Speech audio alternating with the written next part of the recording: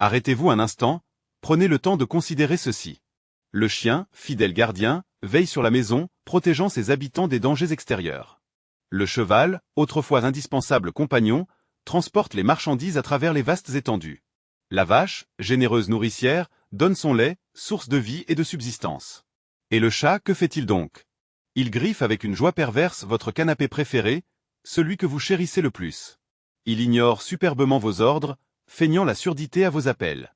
Et comble de l'ingratitude, il vous réveille à 5 heures du matin, exigeant son dû car sa gamelle est cruellement vide, aux 3/4. D'un point de vue strictement pragmatique, froid et utilitaire, c'est sans doute l'animal de compagnie le plus parfaitement inutile que l'homme ait jamais, consciemment ou non, domestiqué. Et pourtant, contre toute logique, plus d'un demi-milliard de ces petits tyrans à poil, ces créatures indépendantes et énigmatiques, vivent paisiblement, ou presque, dans nos foyers. Nous dépensons des fortunes considérables pour les nourrir, les soigner, les divertir, satisfaisant leurs moindres caprices. Nous leur pardonnons toutes leurs bêtises, leurs destructions, leurs moments d'agacement. Nous nous extasions devant le moindre de leurs mouvements, leurs sauts gracieux, leurs ronronnements apaisants, leurs regards perçants. C'est là tout le paradoxe, l'énigme fascinante. Comment la créature la plus égoïste et indépendante de la planète, celle qui semble ne vivre que pour elle-même, est-elle devenue la plus populaire et la plus adorée de toutes? Comment un animal qui en réalité s'est domestiqué lui-même, choisissant de profiter de nos ressources et de notre affection, a-t-il pu si magistralement manipuler l'espèce la plus dominante, la plus intelligente, du moins en théorie, à savoir nous les humains? Pour percer ce mystère profond, pour dévoiler les secrets de l'attraction féline, il va falloir aller voir sous sa fourrure soyeuse, au-delà de son regard hypnotique. Au sens propre comme au figuré. Nous allons explorer son corps, un chef-d'œuvre de la nature conçu pour la chasse, pour la survie dans un monde hostile. Nous allons décrypter son langage subtil, un mélange de miaulements, de ronronnements, de postures et de mouvements de queue, élaboré au fil des siècles pour communiquer avec nous, les humains, et obtenir ce qu'il désire. Et nous allons retracer son incroyable parcours, son odyssée fascinante, de la nature sauvage, où il régnait en maître, jusqu'à nos genoux, où il se prélasserait volontiers, exigeant des caresses et de l'attention.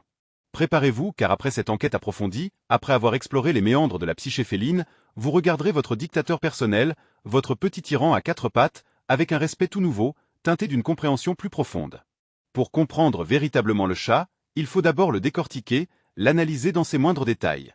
À première vue, c'est une créature douce et souple, un concentré de grâce et d'élégance. Mais sous son pelage soyeux, sous son apparence fragile, se cache en réalité un véritable chef-d'œuvre d'ingénierie biologique, un mécanisme complexe et parfaitement optimisé, perfectionné par des millénaires d'évolution, de sélection naturelle, d'adaptation à son environnement. Commençons par son squelette, la structure qui soutient son corps agile et lui permet de réaliser des prouesses étonnantes. Le corps du chat compte près de 40 os de plus que celui de l'homme. Ce n'est pas un hasard, un simple détail anatomique. L'absence de clavicule rigide qui limite la mobilité de nos épaules et les ligaments extrêmement élastiques entre les vertèbres qui lui confèrent une souplesse incroyable lui permettent de réaliser d'incroyables prouesses acrobatiques, se faufiler avec une aisance déconcertante dans des espaces étroits, se contorsionner sous des angles inimaginables, défiant les lois de la physique et toujours retomber gracieusement sur ses pattes, défiant la gravité. Ce n'est pas de la magie, une simple illusion.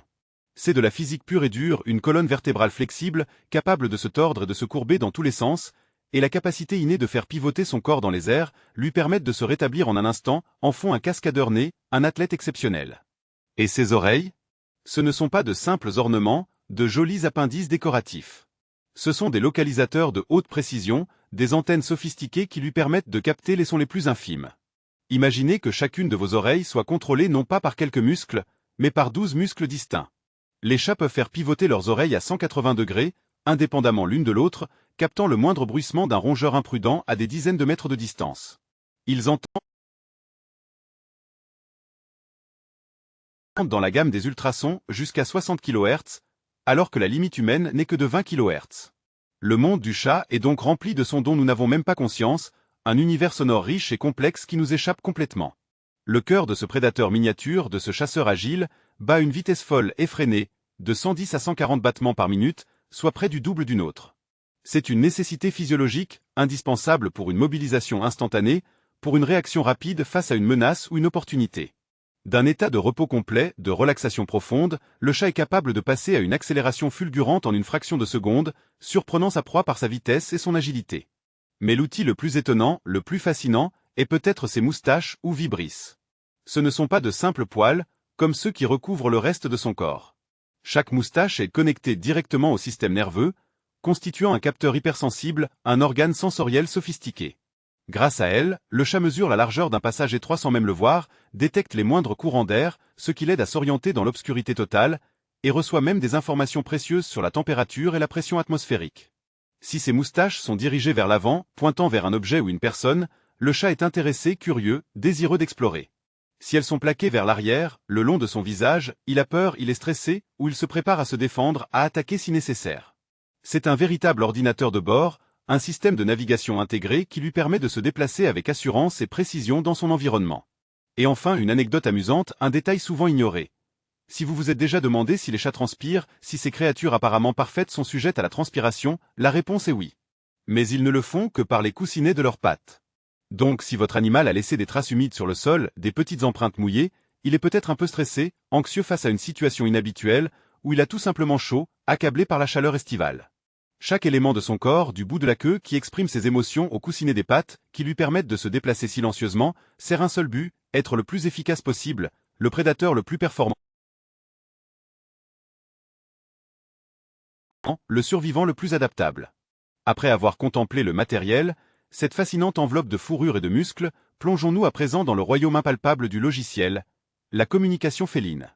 Et c'est là que l'émerveillement nous attend, dissimulé derrière une façade de familiarité. Ce miaou banal, celui qui ponctue nos journées, n'est pas, à proprement parler, le langage des chats. Il est plus précisément un idiome que ces créatures énigmatiques ont développé avec une ingéniosité surprenante, spécifiquement et exclusivement pour interagir avec nous, les humains. Dans le vaste théâtre de la nature sauvage, les chats adultes s'abstiennent presque totalement de miauler entre eux. Ce son que nous associons si intimement à leur présence est en réalité un signal infantile, un appel désespéré que les chatons lancent à leur mère, une supplique pour la nourriture et la protection. Or, au fil de leur lente et patiente domestication, les chats ont rapidement perçu que cet appel plaintif, cette mélodie de la dépendance, fonctionnait à merveille sur les grands bipèdes maladroits que nous sommes. Ils ont donc conservé cet atout dans leur arsenal de communication, le perfectionnant au fil des générations pour obtenir ce qu'ils désirent. Ils sont capables d'émettre une centaine de sons différents, une palette vocale 10 fois plus riche que celle des chiens, et la majeure partie de cette diversité expressive est déployée dans le but précis de nous inciter à les nourrir, à les câliner ou à leur ouvrir la porte sur un monde d'aventure. Et plus nous leur parlons, plus ils deviennent bavards en retour, comme si nous avions déverrouillé un code secret qui libère leur loquacité. Cependant, les mots, ces fragments sonores que nous interprétons avec tant d'assurance, ne sont que la partie émergée d'un iceberg complexe et fascinant. Le langage principal des chats est un ballet silencieux, une chorégraphie subtile du corps, et son principal instrument d'expression est sans conteste la queue. Cette extension de leur colonne vertébrale est un véritable baromètre de l'humeur, un indicateur précis de leurs états d'âme. Si un chat s'approche de vous en levant la queue bien droite, dressée comme un étendard, et qu'elle tremble peut-être légèrement à l'extrémité, c'est l'expression ultime de confiance et d'affection, un signe de reconnaissance profond. Il n'adresse ce genre de salutation qu'à ceux qu'il considère comme les leurs, les membres de leur cercle intime. D'ailleurs, leurs congénères sauvages, ceux qui vivent en marge de notre monde domestiqué, ne se livrent pas à ce genre d'effusion, préférant garder la queue à l'horizontale ou baissée, comme un rappel constant de leur indépendance. En revanche, le balancement régulier de la queue d'un côté à l'autre, ce mouvement pendulaire que nous pourrions facilement interpréter à tort, contrairement au remuement enthousiaste de la queue d'un chien, ne signifie pas du tout de la joie, de l'excitation ou de l'allégresse. C'est, au contraire, un signe de conflit interne, d'hésitation, une manifestation visible d'une bataille qui se déroule dans les profondeurs de leur être. Par exemple, un chat est assis sur le rebord de la fenêtre, absorbé par le spectacle du monde extérieur. Soudain, il aperçoit un oiseau, un petit point vibrant de vie et de liberté. Sa queue se met alors à agiter, oscillant d'un côté à l'autre avec une régularité hypnotique. Deux désirs s'affrontent en lui, l'instinct de prédateur, ce gène ancestral qui le pousse à bondir et à chasser, attaquer. Et le bon sens, cette conscience aiguë des limites de son environnement, mais je suis dans un appartement, c'est absurde, je ne peux pas l'attraper. Et bien sûr, il y a le fameux pétrissage avec les pattes, ce mouvement rythmique et répétitif que certains chats effectuent sur nos genoux, nos couvertures ou nos coussins. Ce réflexe, qui peut sembler étrange au premier abord, remonte en réalité à la petite enfance, à l'époque où le chaton, encore dépendant de sa mère, stimule ainsi la production de lait en massant doucement son ventre. En reportant cette habitude à l'âge adulte, le chat vous témoigne un bonheur, un confort et une confiance absolue, une forme de gratitude silencieuse. Il vous dit en quelque sorte, « Près de toi, je me sens de nouveau petit et protégé, en sécurité dans un monde qui peut parfois sembler hostile. » Nous avons déjà admiré le chat en tant que merveille d'ingénierie biologique, un chef-d'œuvre d'adaptation et de survie, et en tant que maître de la communication, un expert en manipulation douce et en signaux subtils. Mais parmi ces créatures à fourrure, il existe de véritables stars, des individus exceptionnels dont les exploits nous laissent bouche bée, des spécimens qui défient les normes et repoussent les limites de ce que nous croyons possible. Bienvenue dans le livre Guinness des records des chats, un panthéon félin où se rencontrent des histoires extraordinaires, des anecdotes qui témoignent de la diversité et de la singularité de cette espèce fascinante. Commençons par la taille, un critère qui nous permet d'apprécier l'amplitude des variations au sein de la population féline. Un chat domestique moyen, celui que nous croisons dans nos rues ou qui partage notre foyer, pèse généralement environ 5 kg, un poids raisonnable qui lui permet de se déplacer avec agilité et de chasser efficacement. Mais il existe aussi de véritables géants, des colosses de fourrure dont la masse impressionnante défie l'imagination. Le chat le plus lourd du monde officiellement reconnu est Yimi, un persan originaire d'Australie. Il pesait l'incroyable poids de 21 kg, avec un tour de taille de 84 cm. Imaginez, c'est comme un petit enfant couvert de poils, un ourson miniature qui ronronne. À l'autre extrême, il y a le minuscule chat himalayen Tinkertoy, qui pesait à peine plus d'un demi-kilo et mesurait seulement 7 cm au garrot. C'était littéralement un chaton pour la vie, une créature fragile et délicate qui semblait défier les lois de la nature. Bien sûr, en parlant de taille, il est impossible de ne pas mentionner leurs cousins sauvages, les grands félins qui règnent en maître sur les savanes et les jungles du monde entier. Beaucoup considèrent le lion comme le roi des animaux et le plus grand représentant de la famille des félins, une image véhiculée par les contes et les légendes. Mais c'est un mythe tenace, une idée reçue qui ne résiste pas à l'examen des faits. En réalité, les tigres sont bien plus grands que les lions, des prédateurs majestueux dont la puissance et l'agilité sont inégalées. Ces créatures impressionnantes peuvent atteindre 3 mètres de long sans la queue, et peser environ 300 kg, une masse musculaire impressionnante qui leur permet de terrasser des proies beaucoup plus grandes qu'eux. Un seul tigre est capable d'engloutir jusqu'à 40 kg de viande en une seule fois, un festin gargantuesque qui témoigne de leur appétit vorace. C'est un rappel frappant que même nos ronronneurs domestiques, ces petites boules de poils qui partagent notre quotidien, sont au fond des versions miniatures de prédateurs parfaits, des héritiers d'une lignée de chasseurs implacables. La durée de vie des chats recèle parfois d'étonnantes surprises. En moyenne, un chat sauvage vit environ 5 ans, mais un chat domestique, choyé et bien soigné, peut nous apporter de la joie bien plus longtemps. Le record absolu de longévité est détenu par une chatte nommée Puce, originaire d'Angleterre, qui s'est éteinte paisiblement 2 jours après avoir célébré son 36e anniversaire. Pour mieux saisir l'ampleur de cet exploit, 36 années félines équivalent à 168 années humaines. Et que dire de leur fécondité? Les chats sont de véritables champions de la reproduction. Une chatte peut donner naissance, au cours de sa vie, à près d'une centaine de chatons. L'histoire féline recèle des records particulièrement marquants. Au Texas, dans les années 1950, un chat nommé Dusty est devenu le père de plus de 400 chatons au cours de sa longue et fertile existence, et ses dernières portées ont vu le jour alors qu'il avait déjà dépassé l'âge de 18 ans. Quant au record du nombre de chatons survivants dans une seule portée, il est détenu par une chatte sud-africaine du nom de Bluebell, qui a mis au monde 14 chatons en parfaite santé. Ces faits, parmi tant d'autres, témoignent de la diversité et de la beauté du monde félin. Des créatures minuscules aux véritables géants, des doyens de la longévité aux parents de familles nombreuses, chaque chat est unique et irremplaçable, mais ensemble ils constituent l'une des familles les plus extraordinaires de notre planète. Le chemin parcouru par le chat pour accéder au statut d'animal de compagnie universellement aimé a été long, sinueux et parsemé de revirements dramatiques. C'est une histoire où la vénération a cédé la place à la persécution, et où une collaboration fortuite s'est transformée en l'un des liens interespèces les plus profonds et les plus précieux. Tout a commencé il y a environ 10 000 ans au Proche-Orient, à l'aube de la sédentarisation et de l'agriculture. Nos ancêtres ont commencé à construire des greniers pour stocker les céréales, ce qui a inévitablement attiré des hordes de rongeurs affamés. C'est alors que les chats sauvages sont entrés en scène. Ce n'était pas l'homme qui les attirait, mais la perspective d'un festin facile et régulier. Les humains ont rapidement compris que ce petit prédateur était le meilleur gardien qu'ils pouvaient espérer pour protéger leurs précieuses récoltes. Ainsi est née une alliance mutuellement bénéfique. Le chat recevait de la nourriture en abondance, et l'homme une protection efficace contre les nuisibles. Les chats ont atteint l'apogée de leur gloire dans l'Égypte ancienne, où ils étaient vénérés comme des animaux sacrés, intimement liés à la déesse Bastet. Le simple fait de tuer un chat était un crime passible de la peine capitale. Mais cette période de vénération et de privilège a été suivie par des âges sombres et cruels. Dans l'Europe médiévale, l'attitude envers les chats a radicalement changé, virant à la suspicion et à la haine. Ils ont été perçus comme des complices du diable et des sorcières, des incarnations des ténèbres et du mal. Une extermination massive a commencé. Les chats étaient impitoyablement brûlés sur des bûchers, noyés dans des rivières glaciales. Cette cruauté aveugle a eu des conséquences désastreuses et imprévisibles. La disparition de l'ennemi naturel des rongeurs a entraîné une prolifération incontrôlée des populations de rats, qui étaient porteurs de puces, les principaux vecteurs de la peste bubonique. De nombreux historiens estiment aujourd'hui que l'extermination systématique des chats a été l'un des facteurs qui ont aggravé l'épidémie de peste noire, qui a coûté la vie à plus d'un tiers de la population européenne.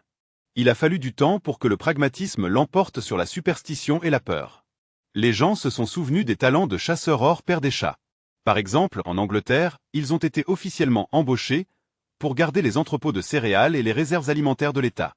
Un seul chat, en chassant les souris, est capable de sauver jusqu'à 10 tonnes de céréales par an.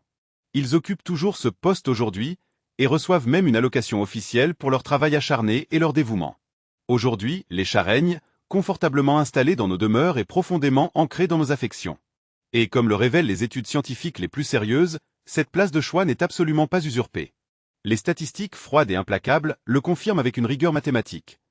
Les personnes qui partagent leur vie avec un chat sont considérablement moins susceptibles de succomber à une crise cardiaque dévastatrice et en moyenne jouissent d'une existence plus longue et épanouie que celles qui se privent de la compagnie féline.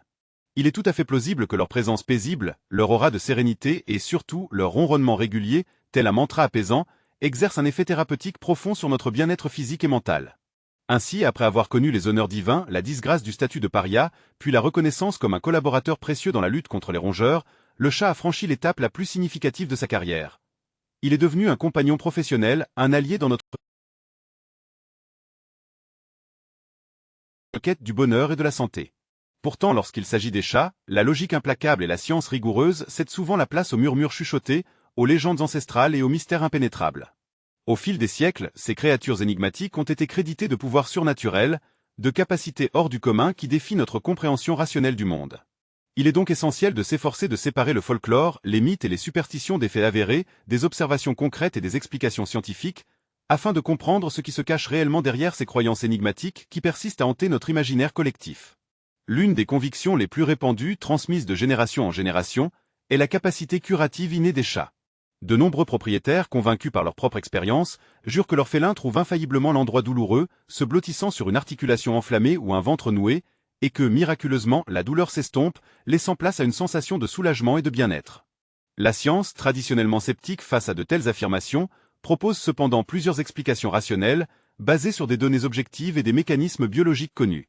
Tout d'abord, il convient de rappeler que la température corporelle d'un chat se situe généralement entre 38 et 39 degrés Celsius. En réalité, il fonctionne comme une bouillotte vivante, une source de chaleur douce et constante, capable de détendre les muscles tendus, de soulager les spasmes douloureux et d'améliorer la circulation sanguine locale. Deuxièmement, et peut-être plus fascinant encore, il y a le fameux ronronnement félin. Des études scientifiques approfondies ont démontré que ce son unique se produit à des fréquences comprises entre 25 et 150 Hz. Or, il est scientifiquement prouvé que les vibrations dans cette gamme de fréquences favorisent la guérison des os fracturés, stimulent la régénération des tissus endommagés et contribuent à réduire l'inflammation.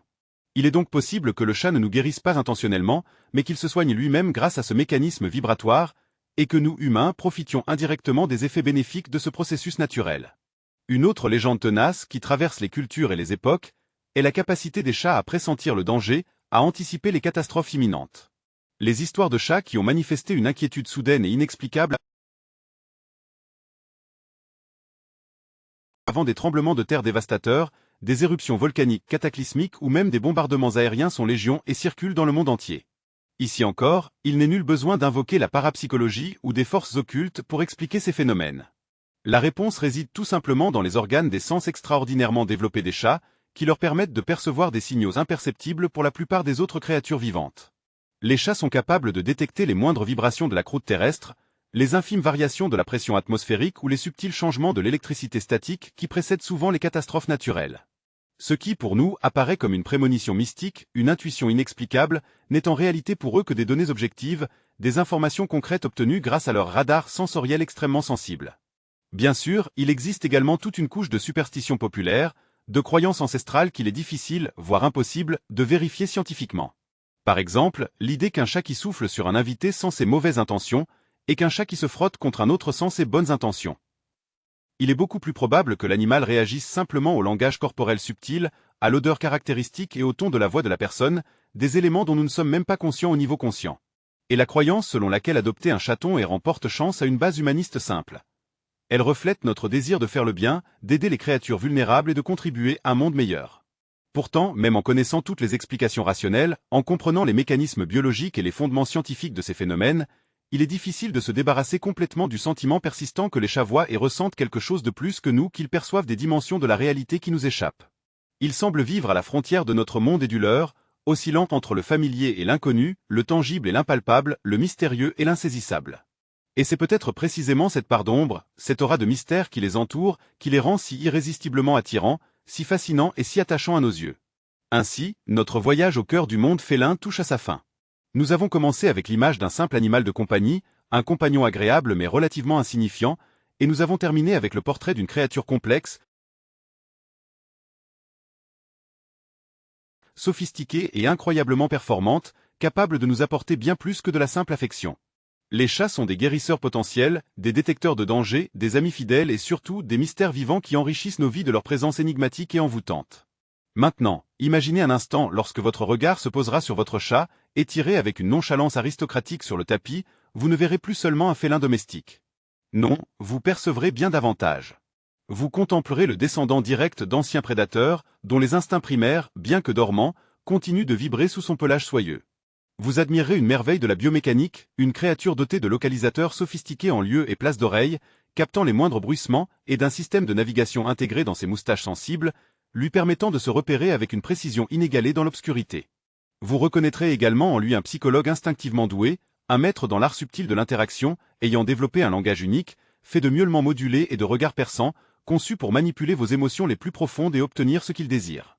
Dans votre esprit, vous retracerez son incroyable odyssée à travers les âges, de son statut de divinité vénérée, adorée dans les temples fastueux d'Égypte, à celui de paria persécuté, traqué sans pitié dans l'Europe médiévale, avant de finalement conquérir le cœur des hommes et de devenir un compagnon indispensable, dont le ronronnement apaisant est désormais indissociable de la chaleur et du confort du foyer. Le chat est par essence un paradoxe vivant, une énigme fascinante. Il affiche une indépendance farouche, une autonomie inébranlable, tout en recherchant avec une insistance touchante nos caresses et notre affection. Il peut sembler égoïste, préoccupé uniquement par son propre bien-être, mais il nous apporte en retour une tranquillité d'esprit inestimable, une présence apaisante qui calme nos angoisses et adoucit nos journées. Il ne s'est jamais complètement soumis, n'est jamais devenu entièrement à nous, conservant précieusement une part de son âme sauvage et indomptable, un vestige de son héritage ancestral. Et c'est peut-être précisément pour cette raison, pour cette aura de mystère et d'inaccessibilité, que nous l'aimons tant. Pour le fait qu'il nous permette, par sa simple présence, de toucher du doigt un fragment de l'inconnu, un PAN de l'histoire qui vit et respire directement au sein de notre propre maison. Alors, la prochaine fois que ce petit tyran domestique, avec une audace déconcertante, vous réveillera aux aurores, bien avant que le soleil n'ait daigné pointer à l'horizon, ou qu'il fera tomber avec une désinvolture calculée un objet précieux de la table, ne vous laissez pas envahir par l'agacement ou l'irritation. Souriez simplement, avec une indulgence bienveillante. Vous n'avez pas affaire à un simple animal de compagnie, un simple félin sans histoire. Vous partagez votre existence avec un fragment vivant de la grande histoire, un témoin silencieux des siècles passés. Et avoir un chat chez soi, comme le proclame avec sagesse la tradition populaire, est invariablement un signe de bonheur et de prospérité.